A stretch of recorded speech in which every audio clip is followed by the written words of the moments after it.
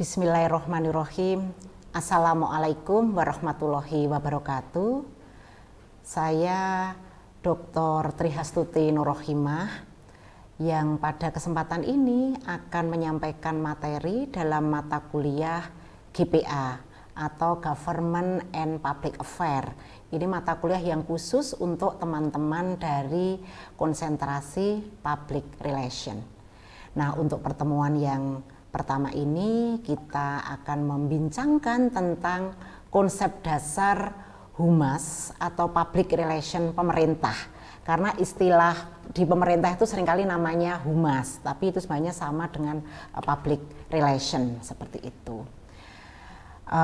Baiklah, pada kesempatan ini saya ingin menyampaikan beberapa materi, yaitu ada 4 materi pokok yang akan kita diskusikan untuk membincang tentang konsep dasar humas pemerintah, yaitu adalah mengapa humas atau public relation pemerintah itu penting, ya. Kemudian yang kedua adalah apa sih tantangan ya ketika kita mengelola public relation di pemerintah. Kemudian konsep dasar tentang humas pemerintah, konsep dasar di sini adalah terkait dengan perannya, apa itu humas pemerintah. Kemudian yang terakhir adalah visi dan misi humas atau public relation pemerintah. Nah, ini 4 materi yang akan kita pelajari dalam sesi terkait dengan konsep dasar humas atau public relation pemerintah. Baik, segera kita mulai ya. Nah, yang pertama saya ingin menjelaskan mengapa humas pemerintah itu penting gitu ya. Yang pertama, bahwa pemerintah itu adalah badan publik. Nah, pertanyaannya adalah apa itu badan publik? Yaitu lembaga atau badan yang memang pengelolaan atau beroperasinya itu didanai dari dana publik. Termasuk pemerintah itu juga adalah lembaga publik ya. Maka kemudian dananya itu kan juga dana dari masyarakat. Dari mana itu? Dari pajak, kemudian dari ekspor, di mana pemerintah ini diberi kepercayaan oleh masyarakat untuk mengelola dananya seperti itu. Nah, makanya disebut sebagai badan publik. Nah, oleh karena itu sebagai sebuah badan publik, maka kemudian untuk mendapatkan dukungan dari publik, maka penting sekali pemerintah itu menjalankan peran-peran public relation-nya dengan profesional dan pengelolaan yang baik. Nah, kemudian adalah juga tantangan. Kita sudah masuk apa yang latar belakangnya adalah tantangan internal dan eksternal. Kita akan mulai masuk pada tantangan internal. Nah, di sini saya sebutkan ada 3 tantangan internal. Yang pertama adalah posisi. Nah, dalam pengalaman kita dalam berbagai riset, humas pemerintah itu seringkali memang posisinya itu di eselon-eselon yang berada di mungkin bahkan di eselon 4, eselon 3 seperti itu ya. Yang tentu itu nanti berdampak pada kewenangan yang dimiliki seperti itu. Nah, padahal kalau teman-teman di konsentrasi public relation belajar kalau posisi humas itu kan selalu berada sejajar dengan pucuk pimpinan tertinggi, kan begitu kan? Nah, tapi ini tantangan di tingkat internal atau problem di internal adalah posisi humas pemerintah itu seringkali berada dalam posisi yang secara politis itu belum sejajar dengan para pengambil kebijakan seperti itu. Nah, ini adalah tantangan yang sangat luar biasa sehingga wewenang-wewenangnya itu menjadi kemudian bagaimana kalau secara peran dan fungsi humas itu diberi peran untuk mengkoordinir kepala bidang misalnya di pemerintah daerah baik di tingkat provinsi maupun di tingkat kabupaten atau bahkan di tingkat nasional di departemen-departemen atau di kementerian gitu ya.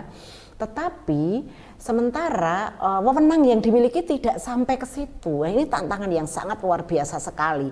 Bahkan di beberapa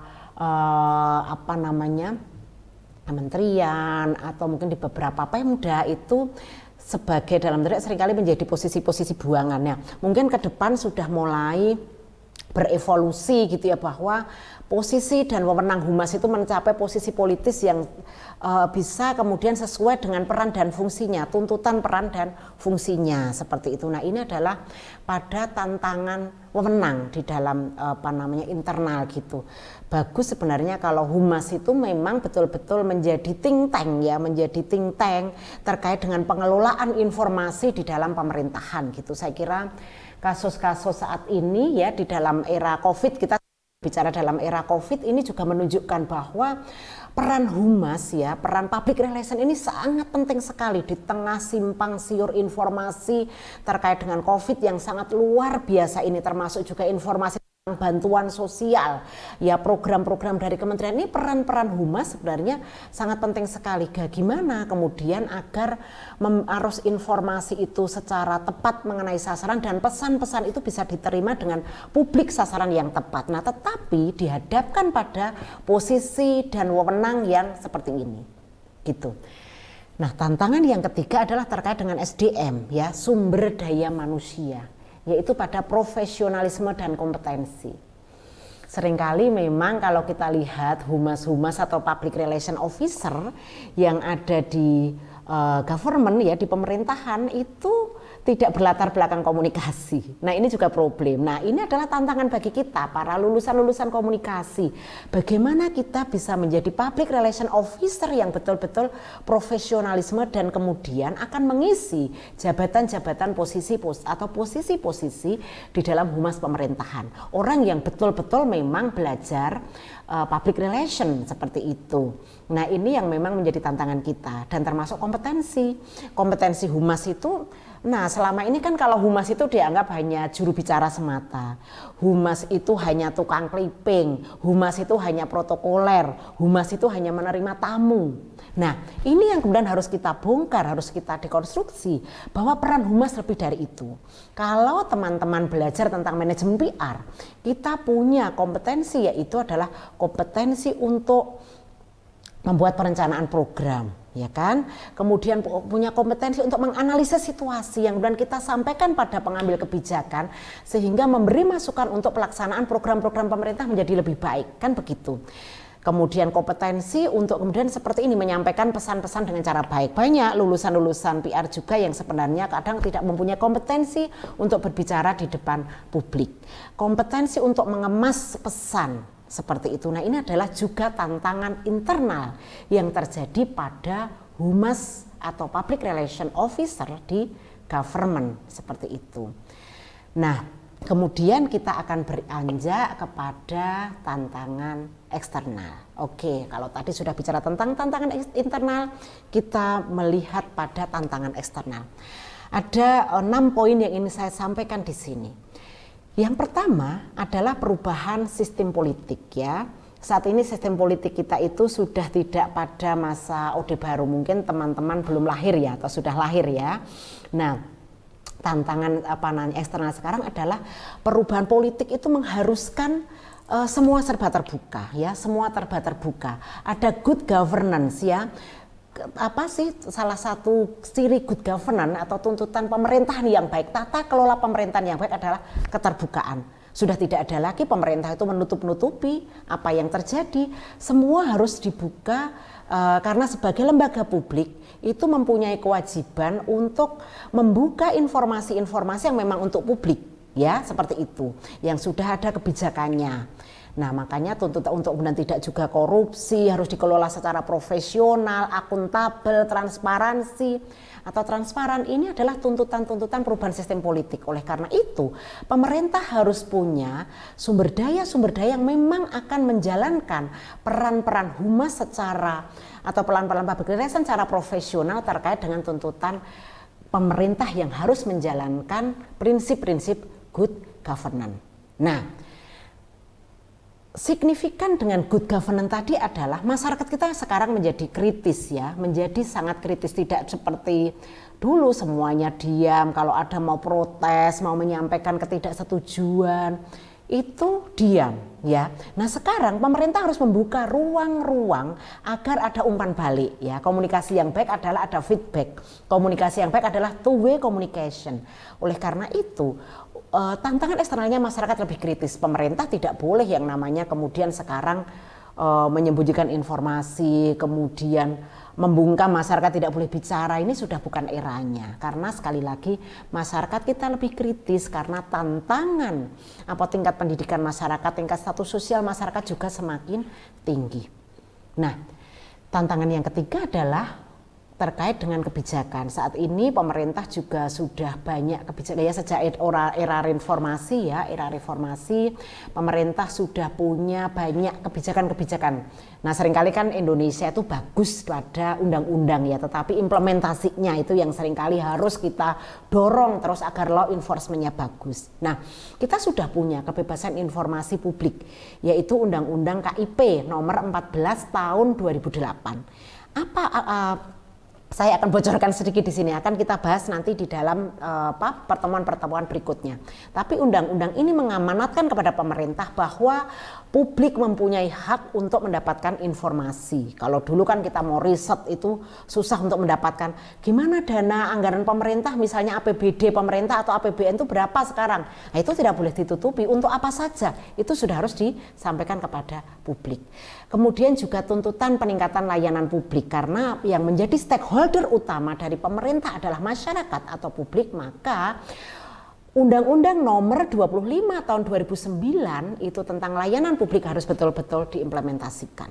Ya, bahkan mungkin layanan satu atap di mana publik itu harus kita manjakan dalam tanda petik, di mana publik itu harus dilayani sebaik-baiknya, dan pemerintah itu adalah pelayan, bukan seperti dulu kalau pemerintah itu malah minta dilayani oleh masyarakat. Sekarang zaman sudah berubah, pemerintahlah yang harus melayani publik. Siapakah publik? Salah satunya adalah masyarakat. Ya, selain nanti ada publik-publik yang lain yang harus dilayani oleh pemerintah. Tantangan yang keempat adalah perkembangan media sosial. Ya, media sosial saat ini saya kira sudah sangat luar biasa. Semua orang bisa menjadi sumber berita. Semua orang bisa menjadi membuat portal berita. Oleh karena itu, pemerintah juga harus kuat mengelola secara internal juga terkait dengan media sosial yang dimiliki, juga misalnya harus mengelola hoax-hoax yang mungkin terjadi. Ini juga menjadi salah satu tantangan bagi public relation pemerintah saat ini. Jadi makin banyak ya tantangannya. Masih ada dua lagi terkait dengan tantangan pemerintah ini. Adalah juga meningkatnya proses transmisi dan pertukaran informasi antar unit di dalam organisasi. Nah, pemerintah ini kan sekarang misalnya di pemerintah daerah ya, baik provinsi maupun di tingkat kabupaten, kemudian juga di kementerian itu ya, atau mungkin juga di BUMN, kemudian di kepolisian, di kejaksaan, itu kan juga pemerintah ya, yang tentu badan-badan publik ini adalah membutuhkan public relation, termasuk di sini adalah DPR ya, baik dari DPR pusat sampai di tingkat kabupaten. Nah, ini kan semakin kompleks seperti itu, maka kemudian dibutuhkanlah gitu ya sebuah lembaga yang kuat gitu, yang mampu mengelola informasi dan data-data dan komunikasi yang ada di pemerintahan. Nah, tantangan yang terakhir adalah itu sekali lagi terkait dengan good governance tadi, yaitu meningkatnya tekanan dari lingkungan eksternal yang menuntut tingkat partisipasi dan transparansi ya lebih besar dari pengelolaan layanan publik. Misalnya juga tadi selain masyarakat juga tantangan-tantangan dari NGO ya, atau LSM, atau kemudian juga organisasi masyarakat sipil yang juga sudah yang kritis gitu, yang menuntut bahwa sekarang dalam pengelolaan pemerintah itu harus mendorong partisipasi masyarakat, karena semakin tinggi partisipasi masyarakat sebenarnya pemerintah semakin juga diuntungkan. Misalnya contoh ya, misalnya KPU gitu ya. KPU kan perlu mendorong kepada misalnya ya, KPU perlu mendorong kepada masyarakat untuk misalnya berpartisipasi dalam pemilu. Jangan sampai tingkat partisipasi masyarakat rendah. Atau termasuk di sini misalnya pemerintah mau mengambil kebijakan terkait dengan kebijakan-kebijakan atau peraturan-peraturan yang ada di tingkat daerah, bahkan di tingkat desa sekalipun.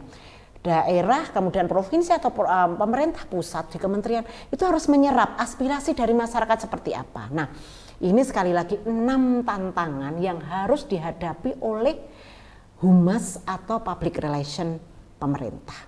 Itu ya ada 6. Nah, Sekarang kita beralih kepada apa itu sesungguhnya humas pemerintah setelah atau public relation pemerintah gitu. Setelah tadi kita mendalami tentang mengapa humas pemerintah itu penting, apa sih tantangannya. Poin yang ketiga kita akan belajar tentang konsep humas. Nah, di sini dijelaskan ada dua yang sangat inti di sini ya. Kalau kita belajar tentang, tentu teman-teman semua sudah pernah belajar tentang dasar-dasar public relation, sudah pernah belajar tentang manajemen public relation seperti itu. Nah, di sini yang selalu bicara tentang citra ya. Jadi humas atau public relation itu adalah usaha yang disengaja.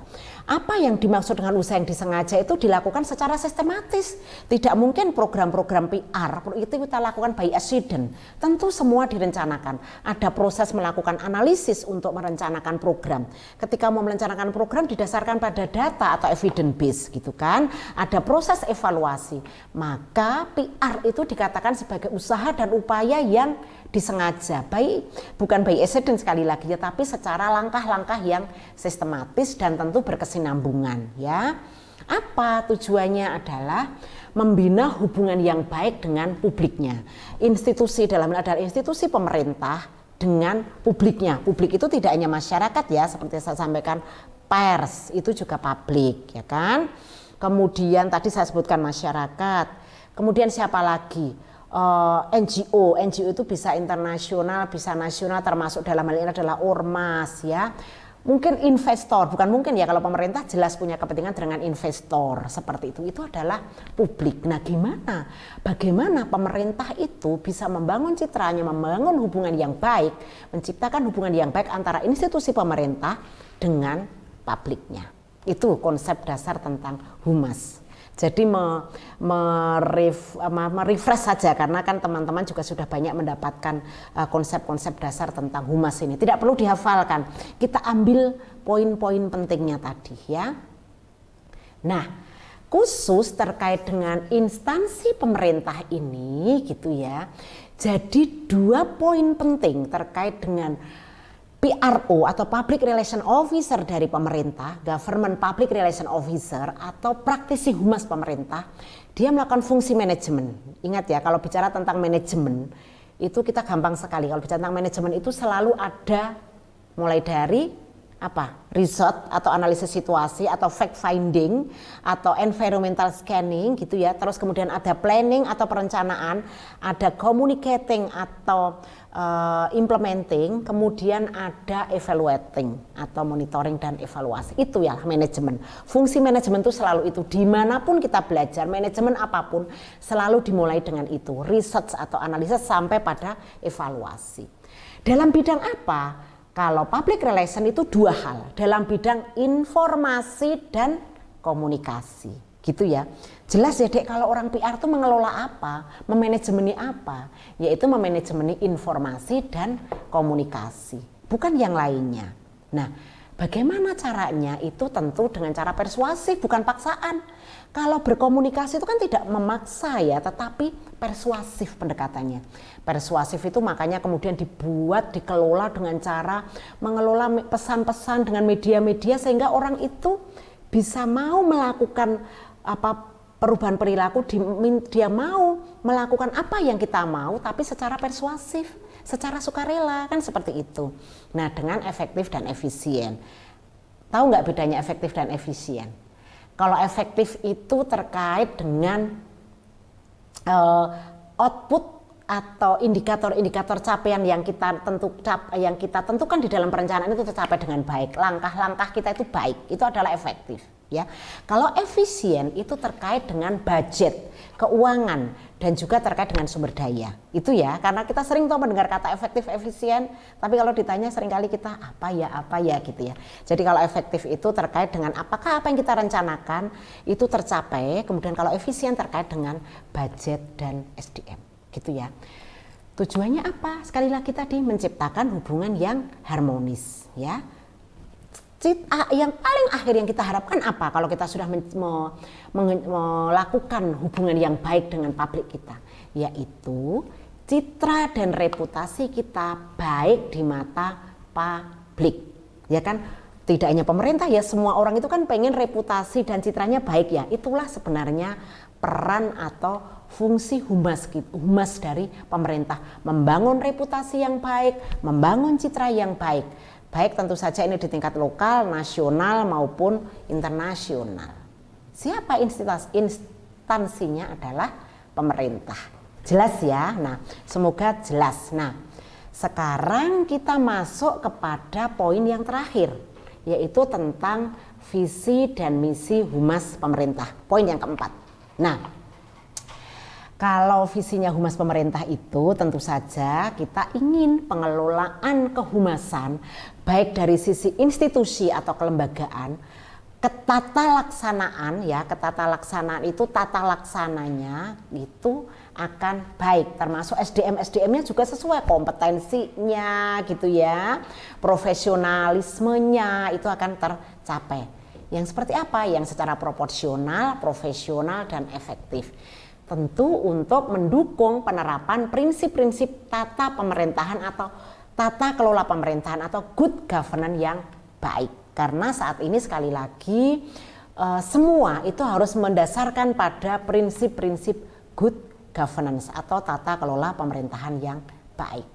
Nah, kalau misinya itu ada beberapa misi. Yang pertama jelas tadi ya, untuk membangun citra dan reputasi positif dari pemerintah. Tadi sudah saya sebutkan ya siapakah pemerintah itu gitu ya. Jadi ini tentu juga yang termasuk dan lembaga publik ya, lembaga yang didanai oleh pemerintah. Tadi saya sebutkan ada mulai dari pemerintah ya, pemerintah itu mulai dari daerah, misalnya provinsi, pusat, kementerian-kementerian, lembaga-lembaga publik, ada KPU, ada DPR, seperti itu, ada BUMN, seperti itu. Itulah yang sebenarnya harus memegang menjadi satu kesatuan dalam government atau pemerintahan. Yang kemudian adalah untuk membentuk dan meningkatkan dan memelihara opini positif publik. Harapannya publik itu akan selalu punya opini positif dengan kita. Misalnya jangan sampai tata perizinan di DIY ini jelek misalnya gitu. Itu kan berarti opini kita tidak positif ya, negatif misalnya. Ini kok sekarang pariwisata di Jogja itu jelek sih tempat sampahnya. Nah, itu adalah negatif. Nah, kita harus membangun terus citra positif di mata publik kita. Dan kemudian yang penting juga adalah karena tata pemerintahan kita itu harus partisipatif, maka peran pemerintah itu adalah menampung dan mengolah aspirasi masyarakat. Maka kan perlu sudah banyak ya, misalnya kita punya lapor, kita punya banyak feedback yang dari misalnya dari di kabupaten itu ada dinas Kominfo, kemudian juga di kabupaten, di provinsi, di ini itu adalah bagian yang diberi wewenang atau tugas untuk menampung dan mengolah aspirasi masyarakat. Ini penting sekali, misalnya masyarakat mengadukan keluhannya tentang layanan publik, kemudian baik layanan publik di bidang kesehatan, misalnya layanan publik di bidang pendidikan misalnya. Kok ada misalnya sekolah negeri tapi meminta untuk pembayaran. Nah, gimana pemerintah menampung aspirasi ini? Kok layanan kesehatan di puskesmas tidak bagus? Nah, gimana kita kemudian menampung dan mengolah aspirasi masyarakat menjadi kebijakan sehingga layanan publik dari masyarakat pemerintah itu menjadi baik. Nah, ini 3 misi humas ya, 3 misi humas dan 1 visi dari humas atau public relation pemerintah. Nah, rekan-rekan mahasiswa yang saya cintai gitu ya, jadi ini tadi saya menjelaskan terkait dengan konsep dasar dari public relation pemerintahan atau government public relation seperti itu, atau humas pemerintah. Untuk memberikan gambaran kita masuk pada materi-materi berikutnya. Jadi saya ingin sedikit mengulang bahwa kita sudah membahas tadi tentang mengapa sih humas pemerintah di era sekarang ini penting sekali, atau public relation officer government itu penting sekali. Kemudian tantangannya apa ya, tantangannya apa, tadi kita udah bicara tentang tantangan internal, tantangan eksternal gitu ya. Kemudian humas pemerintah itu apa ya, termasuk di sini ada ruang lingkupnya seperti apa gitu ya. Kita sudah mendiskusikan tadi tentang definisi atau pengertiannya. Kemudian yang keempat 4 kita sudah mendiskusikan tentang visi dan misi dari Humas Pemerintah. Semoga bisa dipahami dengan baik sebagai bekal kita untuk kemudian nanti mengikuti materi-materi ke depan. Gitu ya, nanti kita bisa lanjutkan dalam diskusi-diskusi berikutnya. Terima kasih saya sampaikan kepada semuanya yang sudah mendengarkan dan kemudian memahami apa yang saya sampaikan dalam materi yang terkait dengan konsep dasar Government Public Relation di dalam mata kuliah GPA atau Government Public Affair khusus untuk rekan-rekan mahasiswa di konsentrasi Public Relation. Terima kasih, kita akhiri. Alhamdulillahirabbil alamin. Assalamualaikum warahmatullahi wabarakatuh.